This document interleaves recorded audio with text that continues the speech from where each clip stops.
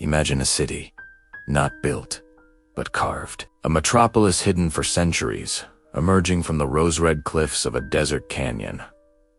This isn't a fantasy, this Petra, the legendary lost city of Jordan. For nearly 1,000 years, its breathtaking temples and tombs lay silent, known only to the local Bedouin tribes. Today, we journey back in time to uncover the secrets of this architectural marvel.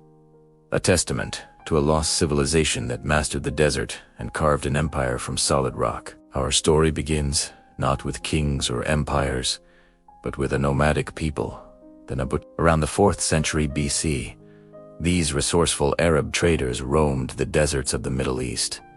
They were masters of survival, but they were also brilliant merchants. They recognized that the mountainous terrain of southern Jordan, with its narrow canyons and hidden valleys, offered the perfect natural fortress. This strategic location sat right at the crossroads of ancient trade routes, connecting Arabia, Egypt, and the Mediterranean. Frankincense, myrrh, spices, and silk all passed through here, and the Nabataeans were perfectly positioned to control this immense wealth.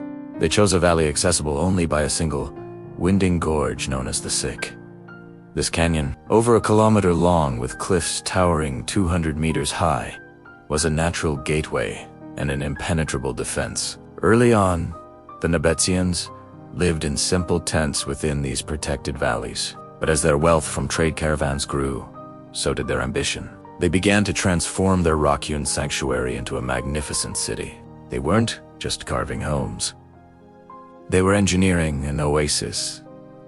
In the heart of the desert, one of the Nabataeans' greatest achievements was their mastery of water. In a land that receives just a few inches of rain per year, water was more valuable than gold. They devised an ingenious system of dams, cisterns, channels, and pipes, carving them directly into the sandstone. This complex network captured every drop of precious rainwater, channeling it throughout the city. It supplied public fountains, irrigated gardens, and provided for a population that may have reached up to 20,000 people. This hydraulic engineering was the lifeblood of Petra, allowing a thriving metropolis to bloom in one of the world's most arid environments. With water secured and wealth pouring in, Petra blossomed into a vibrant cosmopolitan center between the 1st century BC and the 1st century AD. The Nabataeans, influenced by the cultures they traded with, began their most spectacular project, carving their city. They chiseled monumental tombs, temples, and public buildings directly out of the multicolored sandstone cliffs. The architecture is a stunning fusion of their own native traditions, with Hellenistic Greek and Roman styles, a reflection of Petra's global connections. The most famous of all these structures is, of course, Al-Khazneh, or the treasury. As you emerge from the darkness of the Sick, it's the first thing you see, glowing in the sunlight. Its ornate, Greek-style facade is nearly 40 meters high, intricately carved with figures from mythology. Despite its name, it wasn't a treasury at all, but is believed to be the mausoleum of a great Nabataean, King Aretas IV.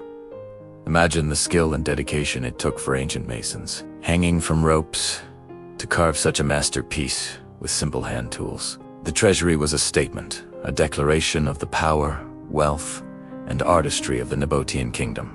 But Petra is so much more than just the treasury. Venture further and a vast city unfolds. There's a Roman-style theater that could seat over 6,000 spectators, also carved from the rock. There's the colonnaded street, once lined with shops and grand public buildings, the commercial heart of the city. And high above it all, requiring a strenuous climb of over 800 steps, is the Ad-Deir, or the monastery. Even larger than the treasury, this colossal structure is another tomb or temple, offering breathtaking panoramic views of the surrounding mountains and valleys. Its sheer scale and remote location leave you in awe of the Nabataeans' ambition and devotion. In the year 106 AD, the inevitable happened. The powerful Roman Empire, expanding its reach, annexed the Nabataean kingdom. Petra became part of the Roman province of Arabia. While the city continued to thrive for a time under Roman rule, its fate was beginning to change. The Romans began to favor sea routes for trade, bypassing the old caravan trails that had been Petra's source of wealth. The city's economic importance started to decline. Then, nature delivered a devastating blow. In 363 AD, a massive earthquake struck the region, toppling many of Petra's freestanding buildings and severely damaging its critical water management system. The city was crippled, while there is evidence of continued inhabitation for a few more centuries, particularly during the Byzantine era when some tombs were converted into churches.